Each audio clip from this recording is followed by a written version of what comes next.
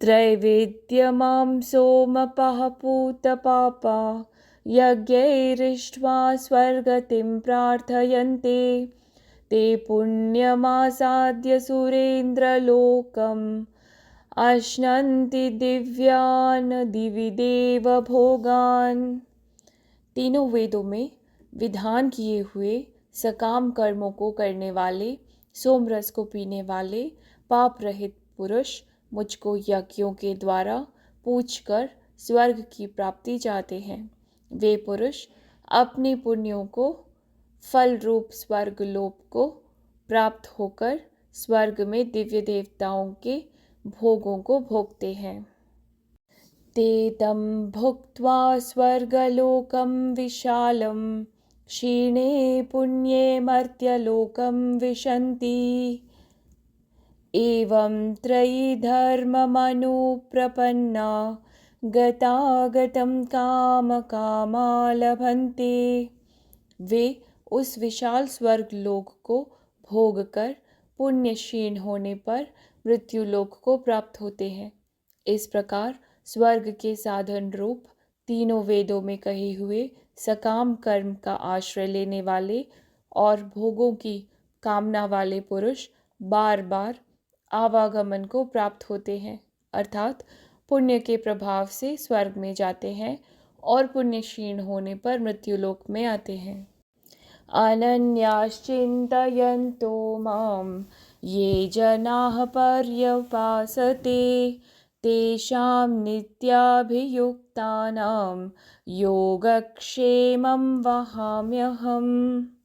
जो अनन्य प्रेमी भक्त जन मुझ परमेश्वर को निरंतर चिंतन करते हुए निष्काम भाव से भजते हैं, उन निरंतर मेरा चिंतन करने वाले पुरुषों का योगक्षेम मैं स्वयं प्राप्त कर देता हूँ।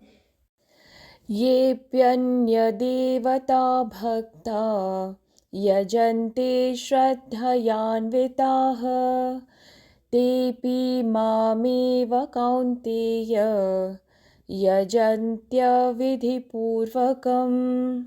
हे अर्जुन, यद्यपि श्रद्धा से युक्त जो सकाम भक्त दूसरे देवताओं को पूजते हैं, वे भी मुझको ही पूजते हैं, किंतु उनका वह पूजन अविधि पूर्वक अर्थात अज्ञान पूर्वक है।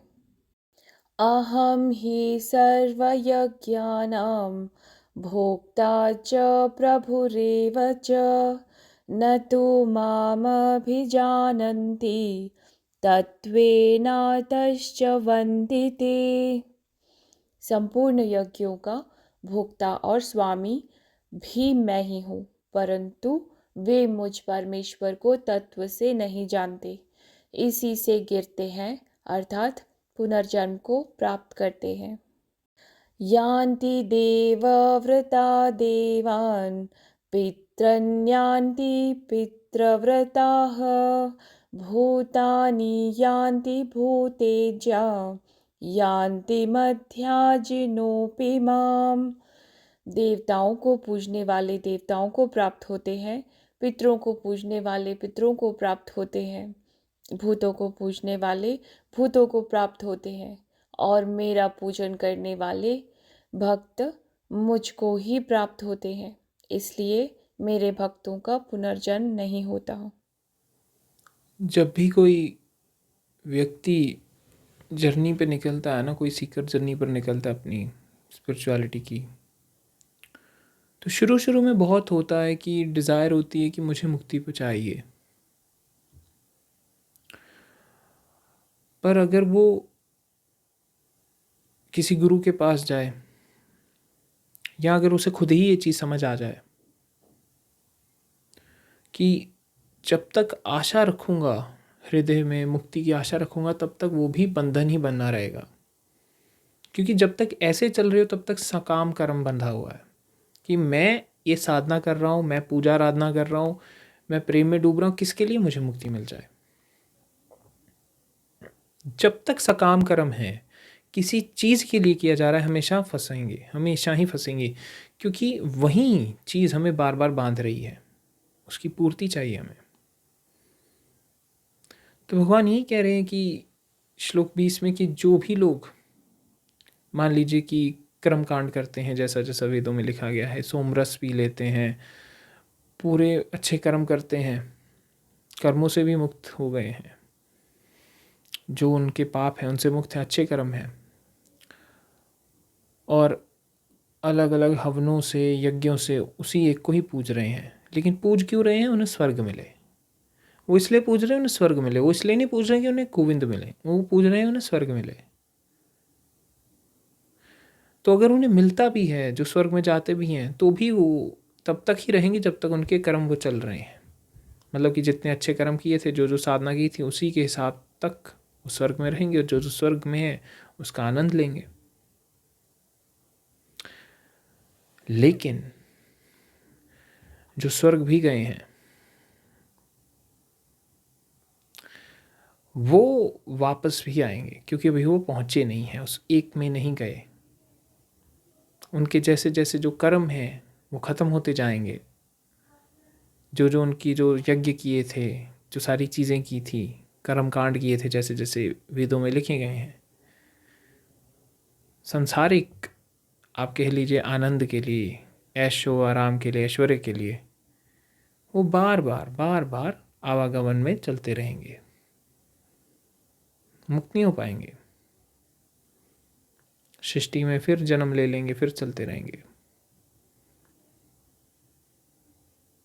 इसलिए जो सही मायनों में होता है वो जाता है सिर्फ मुक्ति के लिए, उसे कोई फर्क नहीं। उसके लिए जो सच्चा आप कह लीजिए कि सीकर है, जिज्ञासु है परमेश्वर के लिए, जो भक्त है या जो साधक है सत्य की खोज में, उसका गोल ना स्वर्ग है ना नरक है, उसे कोई मतलब ही नहीं है।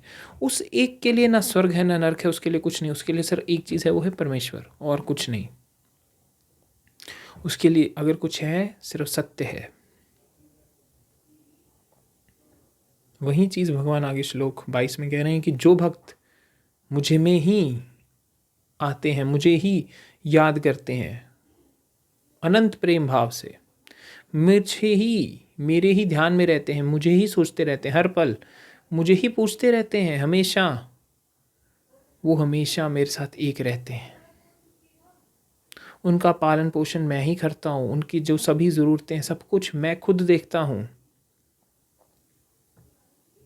ये वैसी ही बात है जैसे मैंने बात बताई थी कि भक्त जो तन्ना हुए है ना, या कोई भी और भक्त ले लीजिए, भक्त कबीर ले लीजिए, तो एक बार जैसे आता है कि उनके घर बहुत सारे लोग आ जाते हैं खाना खाने। कोई बात फैला देता है कि आज सबको भोजन मिलेगा, कबीर जी ऐसे सबके लिए भोजन लगा रहे हैं, सब खाइए आइए। सब बहुत सारे 100 में लोग आ गए, और कबीर हैरान कि घर में तो अपने खाने के लिए नहीं है, इतने लोगों को कैसे खिलाएंगे। तो वो और उनकी पत्नी कहते हैं कि वो फिर हल निकालते कि हम यहाँ से कहीं दूर चले जाते हैं, जब लोग हमें देखेंगे ही नहीं, पाएंगे ही नहीं घर में, तो वापस चले जाएंगे, कि सोचेंगे किसी ने मजाक किया है।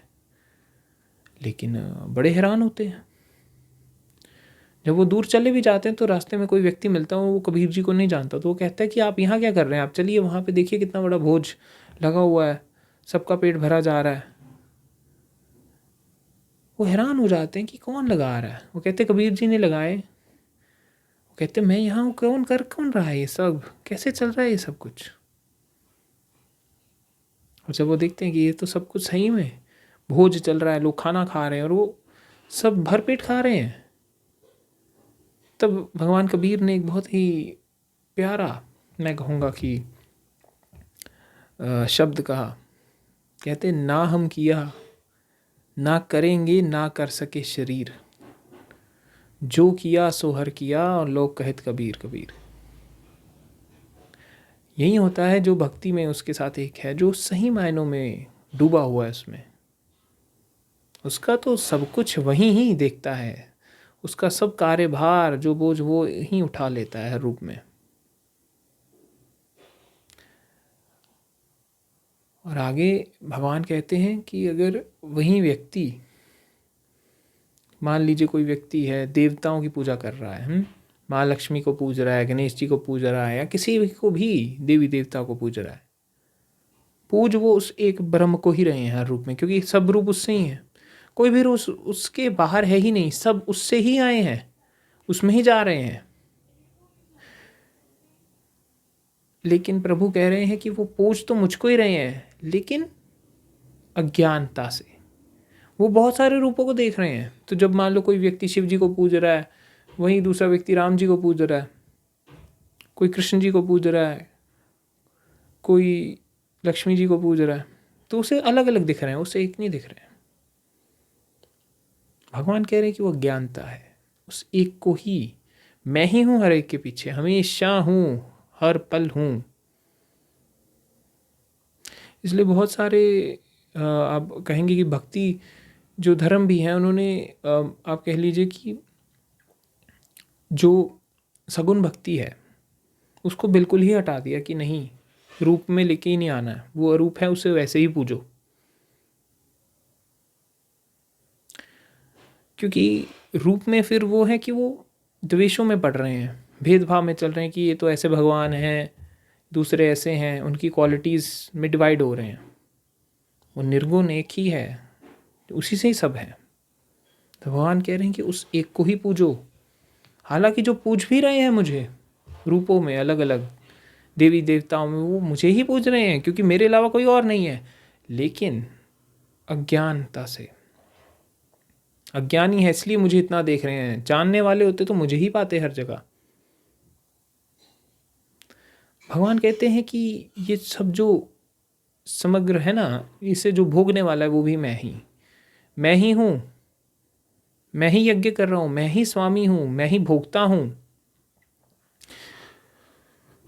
परंतु वो लोग जो हैं वो मूल परमेश्वर को नहीं जानते, परम तत्व को नहीं जानते, इसीलिए वो बार बार आवागमन में चलते रहते हैं, हमेशा चलते रहते हैं। एक मैंने छोटे होते ना एक ऐसा श्री कृष्ण जी का आता था, आप कह लीजिए कि जो भी टीवी शो होता है वगैरह, तो उसमें ना उनकी जो माता होती हैं, माँ यशोदा भोग लगाती हैं परमेश्वर को, मिठाइयाँ रखती हैं, माखन रखती है, 100 चीज़ें। और जो बाल रूप में है भगवान श्री कृष्ण, वो मिठाई को खाने लगते हैं, तो उनकी माँ डांट देती है कि नहीं नहीं खाना, नहीं खाना, ये परमात्मा के लिए, तुम्हारे लिए नहीं है, ये परमेश्वर के लिए भोग लगाया है। और वो उनके हाथ से छीन कर वापस वहाँ रख देती हैं कि ये उनके लिए, तुम्हारे लिए नहीं है।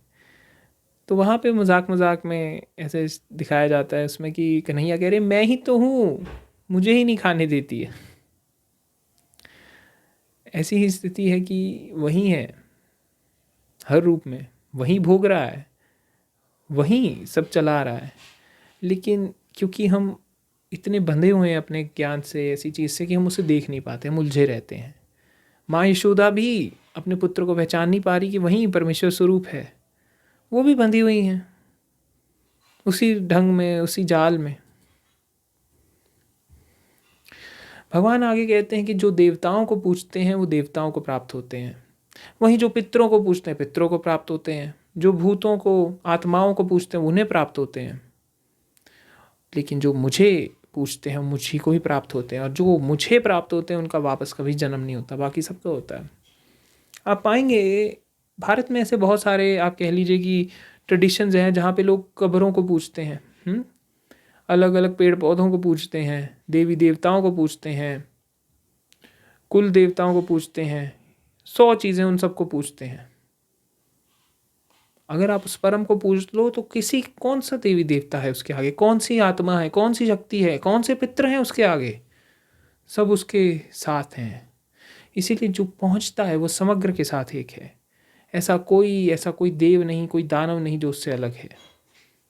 वो सबके साथ एक होकर भी किसी में नहीं है, वो सबसे आगे है, सबसे परम है, संपूर्ण है। वो देवी देवता, पितृ, भूत, जो भी चीज़ें सब सीमित हैं, वो अकेला एक असीमित है जो हर रूप में प्रकट हो रहा है। इसलिए भगवत गीता ने आपको बहुत सारे क्रियाकांड, कर्मकांड के बारे में नहीं बताया, उन्होंने नहीं कहा कि अग्निदेव को पूजना है, इंद्रदेव को पूजना है या एक भगवान को पूजना है उसको, नहीं, उन्होंने परम की बात की। सत्य हमेशा सीधा है, हमेशा परम की ही बात करेगा और किसी चीज़ की नहीं। पुराणों में बहुत सारी कहानियाँ आएंगी, बहुत सारे देवी देवता आएंगे, लेकिन सत्य एक है, वो परम एक है। हमेशा उसको ही भजो, उस एक के को ही ध्यान में लाओ, और कोई नहीं है उसके अंदर।